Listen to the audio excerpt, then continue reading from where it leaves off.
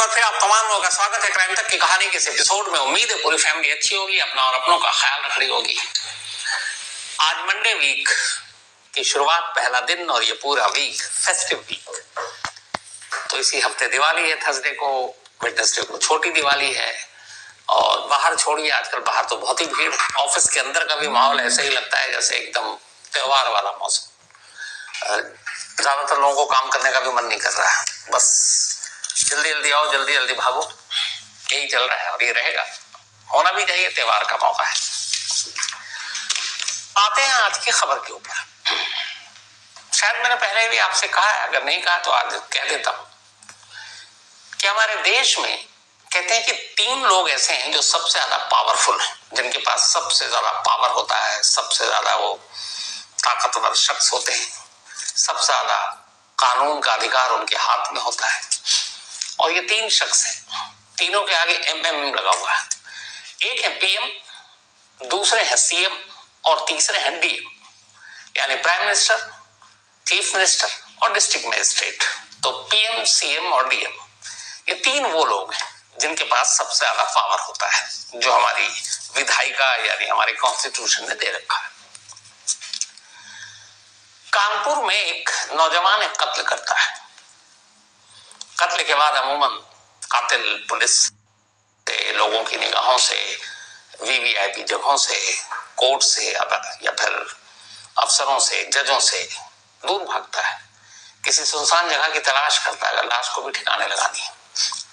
लेकिन पता नहीं इस कातिल के दिमाग में क्या सनक थी कि पूरा शहर छोड़कर कानपुर के सबसे हाई सिक्योर इलाके, जहां पर 24 घंटे पुलिस मुस्तैद रहती है, पुलिस की ड्यूटी होती है, और वहां जाकर उस लाश को दफनाने का फैसला करता है।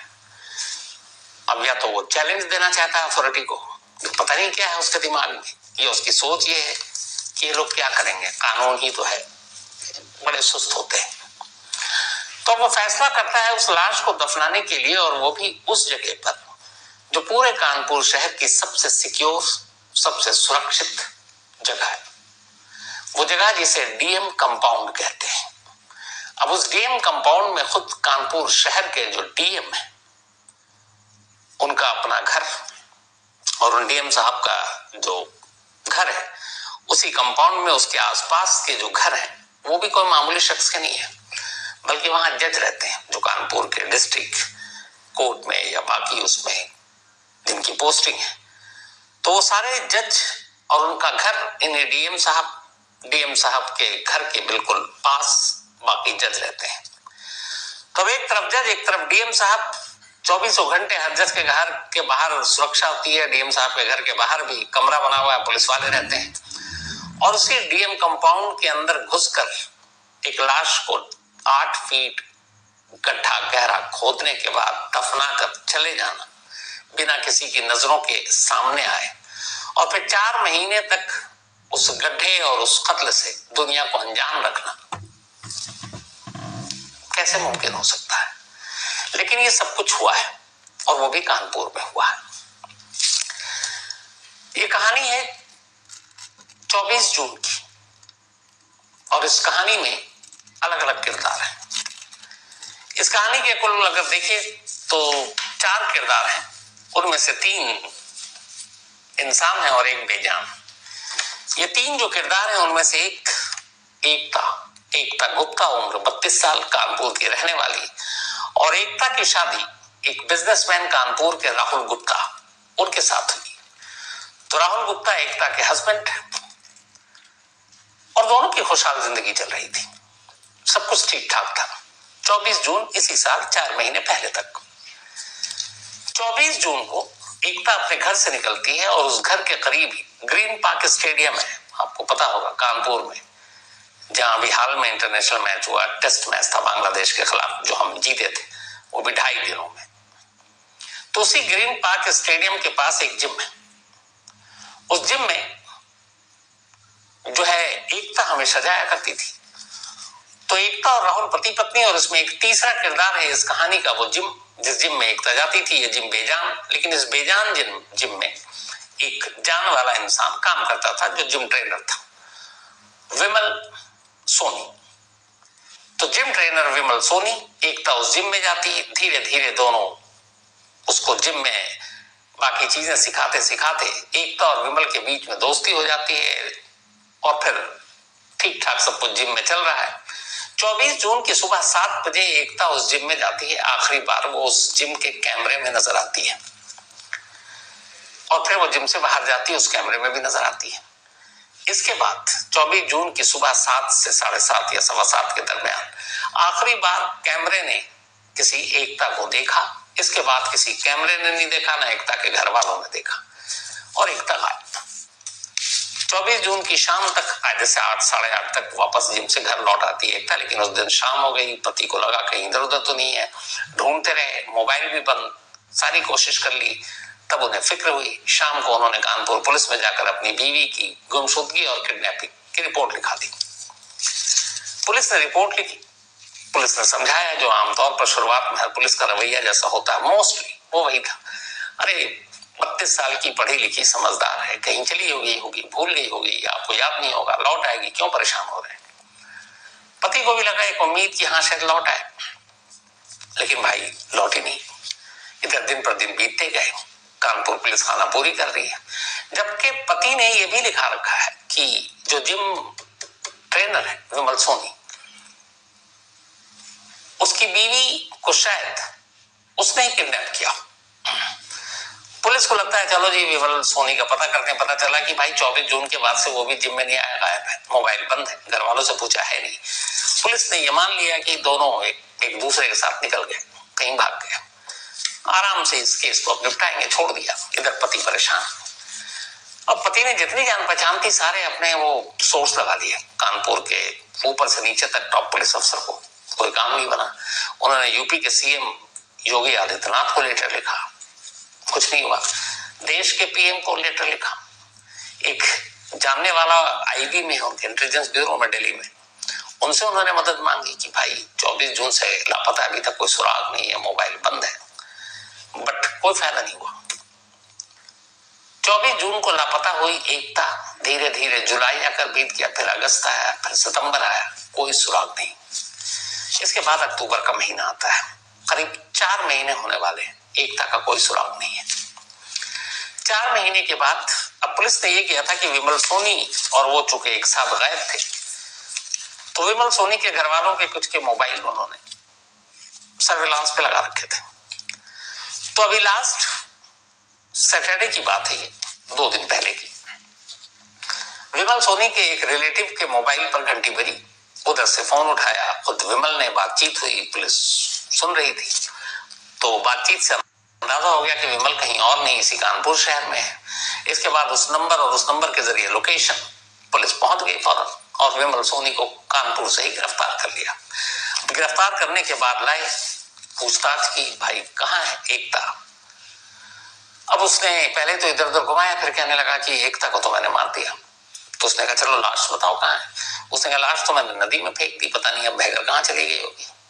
उन्होंने कहा कौन सी नदी। उसने कुछ नदियों के नाम लिए जो कानपुर के आसपास से बहती है। अब पुलिस को डाउट हो रहा था। फिर पुलिस ने कुछ और पूछा तो कभी कहता है कि पता नहीं मैंने लाश कहाँ फेंकी, मुझे तो जगह भी याद नहीं। तो उलझाता रहा। पुलिस सुनती रही, लेकिन फिर पुलिस के अंदाज में उससे जब पूछताछ हुई तो आखिरकार उसने कबूल किया कि उसने एकता को मार डाला है। तो मारने के बाद लाश कहाँ है, तो उसने कहा चलिए आपको लाश दिखाता हूं कहाँ है। अब उसने जब पता बताया, एड्रेस, कि उसने लाश को कहाँ दफना के रखा है, तो कानपुर पुलिस खुद सन्न और हैरान थी। और वजह ये थी कि जो जगह उसने बताई वो उनके लिए भी बड़ी शर्मिंदगी की बात थी। शर्मिंदगी इसलिए कि अमूमन कातिल कत्ल के बाद कानून से भागता है और ये वो पता दे रहा है जो खुद कानून का है। अब एक डीएम या डीएम कंपाउंड, जहां एक तरफ डिस्ट्रिक्ट मजिस्ट्रेट हो, एक तरफ जज रह रहे, कानून का ही इलाका हुआ और वो उसी कानून के इलाके में कत्ल कर ले जाकर लाश को दफना कर निकल गया। तो कानपुर पुलिस भी हैरान कि ये कैसा कातिल है जो कानून से बचने की बजाय कानून की गोद में ही जाकर गड्ढा खोदता है और वहीं पे लाश को दफना कर निकल जाता है। पुलिस को लगा अब भी गुमराह कर रहा है, लेकिन फिर जब उसने बताया तो पुलिस को यकीन हुआ।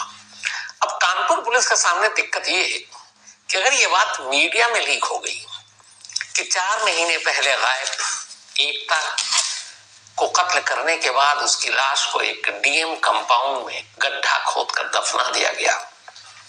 4 महीने तक पुलिस वैसे ही कुछ नहीं कर पाई थी। तो फिर पुलिस की तो भद्द पड़ जाएगी कि भाई ऐसा कैसे हो सकता है। मतलब डीएम एक तरह से उस शहर का हाकिम है, उपरान है, उसी के डीएम के अंदर में भी पुलिस होती है। अब उसी के बंगले को चुने कोई और वहां जाकर दफना दे, तो ये जबरदस्त बेइज्जती की बात है। तो कानपुर पुलिस ने कहा किसी तरह मीडिया को भनक नहीं लगनी चाहिए। अब ये खुलासा कर रहा है वो दिन में, लेकिन पुलिस इंतजार कर रही है कि दिन ढले, अंधेरा हो तो अंधेरे में इस सच्चाई को छुपा ले, और अंधेरे में चलेंगे, अंधेरे में गड्ढा खोदेंगे, खामोशी से निकाल देंगे और फिर बता देंगे बाद में जो भी कहानी है। लेकिन मीडिया तो मीडिया, भनक तो लगी जाती है। तो कानपुर पुलिस ने तय किया कि दिन ढलने दो, रात का अंधेरा आने दो, उसी अंधेरी रात में जाएंगे और गड्ढा खोदते हैं। इधर तैयारी पूरी हो गई, मुर्दा घर के कुछ मुलाजिमों को बुलाया गया, कुछ मजदूरों को बुलाया गया, फावड़ा वावड़ा तैयार किया गया, मुर्दा घर से गाड़ी मंगाई गई, पॉलिथीन और बाकी चीजें ली गई कि 4 महीने से तो पहले अगर उस कब्र से निकली है गड्ढे से तो उसे कंकाली मिलेगा। और उसके बाद कानपुर शहर के छोटे बड़े पुलिस अफसर बड़ी खामोशी से दबे बाहों गाड़ियों के अलग अलग काफिले से डीएम कंपाउंड में पहुंच गए।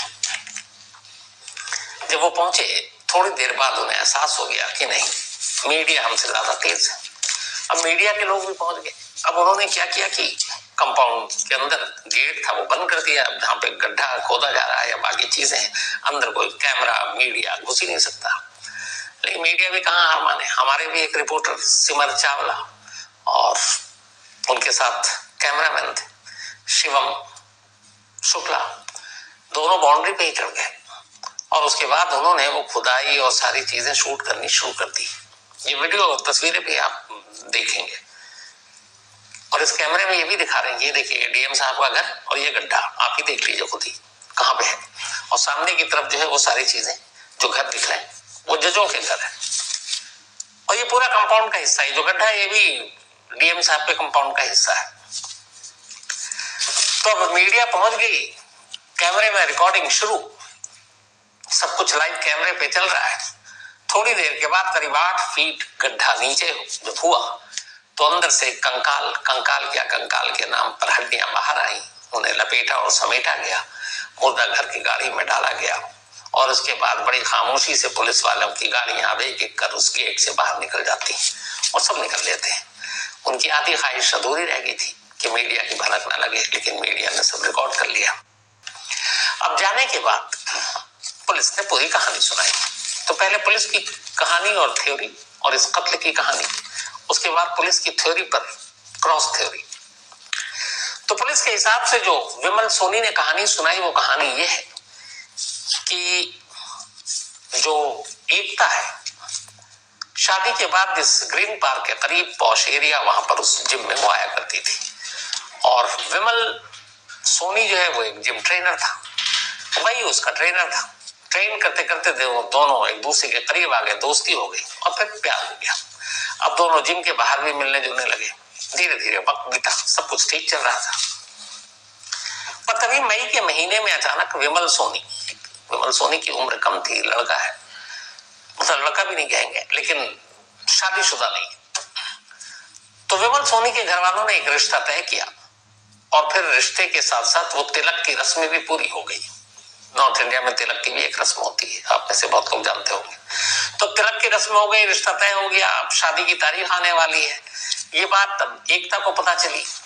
एकता को जैसे ही पता चला कि विमल की शादी है वो नाराज हो गई। उसने कहा तुम शादी क्यों करते हो, और इसी बात पे दोनों में झगड़ा हुआ। फिर 24 जून को सुबह 7 बजे एकता जिम आती है, फिर दोनों में झगड़ा होता है। इसके बाद विमल जो है वो एकता को लेकर जिम से बाहर निकलता है। बाहर उसकी i10 कार खड़ी थी, उस i10 कार में उसको बिठाता है। थोड़ी ही दूरी पर ग्रीन पार्क क्रिकेट स्टेडियम है, वहां की पार्किंग में ले जाकर कार को रोकता है, उससे बात करता है। दोनों में फिर से झगड़ा होता है और इसी झगड़े के दौरान विमल गला घोट कर एकता को मार देता है। मारने के बाद अब उसे लगा कि क्या करें, वो वहां से गाड़ी उठाता है और फिर उसी लाश को उसी गाड़ी में लेकर वो सीधे पहुंचता है डीएम कंपाउंड में। डीएम कंपाउंड में जाने के बाद डीएम साहब के घर के बराबर वाले इस हिस्से में गड्ढा खोदता है और लाश को दफनाता है और वहां से निकल जाता है। मोबाइल दोनों अपने और उसके तोड़ वोड़ के फेंक देता है, क्योंकि उसे फिल्मों से पता चल चुका है, दृश्य उसने भी देख रखी है कि इससे पुलिस को पता चलता है, तो कोई मोबाइल को यूज नहीं करना था। उसके बाद वो वहां से निकल लेता है, फिर कानपुर के बाद इधर उधर भटकता रहता है। इधर शाम को जब वो नहीं आती घर, तो घर वाले पति पुलिस में कंप्लेन कर देते हैं। तो ये है मर्डर और मर्डर के मोटिव की पुलिस की पूरी कहानी। अब कहानी यहां तक ठीक है। अब लेकिन जब जांच होती है और सीसीटीवी कैमरे और सारी चीजें आती हैं, तो इस पुलिस की थ्योरी में बहुत सारी चीजें और आ जाती हैं। पहली, एक सीसीटीवी कैमरा दिखाता है कि विमल सोनी अपनी i10 कार को लेकर सुबह करीब 7:45 पर डीएम के कंपाउंड में पहुंचता है। डीएम कंपाउंड में उसकी एंट्री का वक्त है 7:45 और करीब 45 मिनट के बाद वो बाहर निकल जाता है।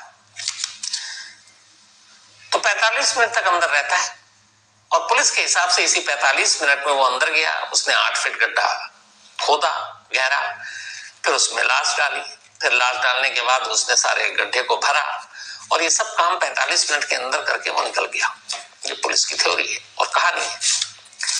पुलिस की दूसरी थ्योरी है कि ये कत्ल उसने अचानक किया था, तो उसने पहले से प्री प्लान या उसकी साजिश नहीं थी कि 24 जून को ही कत्ल करना है। दोनों में लड़ाई हुई शादी की बात को लेकर, वो गुस्सा आया, उसने गाला घोटा उसका मार दिया। ये पुलिस की दूसरी थ्योरी है। अब यहां पर इस थ्योरी में कुछ लोचा है। पहला, जो एकता है वो 18 दिनों से जिम नहीं जा रही थी। मतलब 24 जून को जब वो जिम गई तो उससे पहले 18 दिन तक नहीं गई थी, 18 दिन बाद गई। और ये 18 दिन और उससे पहले का पीरियड वही था जब उसे पता चला कि विमल की शादी तय हो गई है, तिलक की रस्म पूरी हो गई है। और उसके बाद 24 जून को आती है। जिस i10 कार में ये कत्ल हुआ, उस i10 कार से पुलिस को कुछ चुनरी, रस्सी, बाकी चीजें मिली। तो जब ये सारी चीजें कार के अंदर है, तो ये अचानक हुआ कत्ल का मामला कैसे हो सकता है? इसका मतलब है कि ये पूरी प्लानिंग थी, वरना ये कत्ल के सामान को गाड़ी में लेकर के वो होता है, गला उसी से घोटा है। दूसरा, अगर ये अचानक कत्ल हुआ तो कत्ल करने के बाद जब कोई भी अचानक सडनली होता है तो आदमी सोचता अब क्या करूं, लाश का क्या करूं, कहां जाऊं, इधर उधर कहां जाऊं। लेकिन विमल सोनी कत्ल करने के बाद सीधे पहुंचता है डीएम बंगला, वहां गड्ढा खोदता, 8 फीट लाश दफनाता और निकल लेता है। ये सब कुछ अचानक कैसे हो सकता है? उसे कैसे पता कि मुझे कहां लाश दफनानी है? 45 मिनट में ये सब कुछ करके निकल भी जाना है। तो इसका मतलब ये प्री प्लान है, क्योंकि उसने जगह भी सोच रखी है, कत्ल का तरीका भी सोच रखा, कत्ल का सामान भी कार में। तो पुलिस की ये थ्योरी गले नहीं उतरती। एक तीसरी थ्योरी जो सबसे अजीब है, और हमारे रिपोर्टर दो रंजय सिंह और सिमर चावला, इन्होंने बाकायदा मौके पर ही खड़े होकर और नाप नपाई सब कर डाली। अब चूंकि डीएम के बंगले के अंदर एक कार में लाश हो और लाश लेकर कोई घुसे और फिर दफना है, तो सिर्फ डीएम साहब की नहीं बल्कि पूरे लॉ एंड ऑर्डर, कानून व्यवस्था, कानपुर पुलिस, इन सब पे उंगलियां उठेंगी। इनके लिए शर्मिंदगी की बात है। तो लीपापोती कैसे करें? तो कानपुर पुलिस ने दलील दी कि नहीं, डीएम साहब के घर के अंदर विमल सोनी अपनी i10 कार लेकर नहीं घुसा था जिसमें लाश थी, बल्कि घर के बराबर में वो जो जगह है उसमें एक गेट है, उस गेट से वो अंदर गया। और डीएम साहब का गेट और वो बराबर में गेट एकदम बराबर में है। लेकिन पुलिस का कहना है कि डीएम साहब के घर वाले गेट का इस्तेमाल नहीं किया था, क्योंकि और भी उनके लिए बड़ी फजीहत होगी, बल्कि बराबर में एक दूसरा गेट है, उस गेट से अंदर गया। अब सफाई देने के लिए पुलिस ने तो ये बात बता दी कि भाई इस गेट से गया। अब इस गेट से जब गया तो हमारे जो रिपोर्टर हैं दोनों, वो भी पहुंच गए उसी गेट पर, बाकायदा इनकी टेप लेकर। अब रंजय सिंह और सिमर चावला, इन दोनों ने वहां नपैया कर डाली। अब जब उस गेट को की चौड़ाई इंच टेप से नापी तो वो निकला करीब 66 इंच, 66 इंच के करीब। अब जो i10 कार है, अगर दोनों उसके सामने के मतलब ग्लास जो लगे हुए हैं उनको जोड़कर अगर उसकी चौड़ाई को आप नापेंगे तो करीब 70 इंच। अब किसी जगह पे गाड़ी दाखिल होगी तो उसमें 2-4 इंच तो आप जगह छोड़ेंगे दोनों तरफ। अब घसीट के तो अंदर ले आ सकते, गाड़ी फंस जाएगी। तो दोनों जो ये गेट है, उस गेट की जो चौड़ाई है, उस गेट के अंदर एक I-10 कार घुस ही नहीं सकती। लेकिन कानपुर पुलिस ने घुसा दिया उस कार को। उन्होंने कहा इस गेट से लेकर गए और इसी गेट से फिर वो गेट के अंदर गया, लाश उतारी, गड्ढा खोदा और फिर वापस कार को लेकर चला गया। जबकि I-10 कार की चौड़ाई और उस गेट की चौड़ाई साफ चुगली खा रहे हैं कि झूठ है, ऐसा हो ही नहीं सकता है। क्यों? क्योंकि उन्हें यह बताना है कि DM साहब के घर के अंदर से गाड़ी अंदर नहीं आई है, और भी ज्यादा फजीयत होगी। तो अब रिपोर्टर भी कहां चूकने वाले, इन्होंने नाप लिया। अब नापने के बाद सच्चाई सामने आ गई। तो कुल मिलाकर अब यह है कि विमल तो पुलिस की कस्टडी में है, कंकाल मिल चुका है, DNA जो कपड़े वपड़े कुछ मिले हैं वो सारी चीजें जो उनके हस्बैंड है एकता के, राहुल, उन्होंने उसको आइडेंटिफाई कर लिया है। लेकिन फिर भी पुलिस DNA सैंपल लेकर और ये कंफर्म करना चाहती है कि एकता की बॉडी है, उसकी रिपोर्ट भी 2-4 दिनों में आ जाएगी। इसके बाद पूछताछ होगी, बाकी जो कवायद है वो चलती रहेगी। लेकिन इस एक केस ने ये सोचने और समझने पर मजबूर कर दिया है कि हम बहुत सारे जो भ्रम पाल कर बैठते हैं कि ये VVIP एरिया, यहाँ VVIP लोग, मतलब अगर कानून और मुजरिम और ये क्राइम से अगर आप जोड़ के देखें तो सबसे आदमी को कायदे से किससे डरना चाहिए? पुलिस से। दूसरे कानून के जो मेन मुहाफिज हैं, जज है, DM है।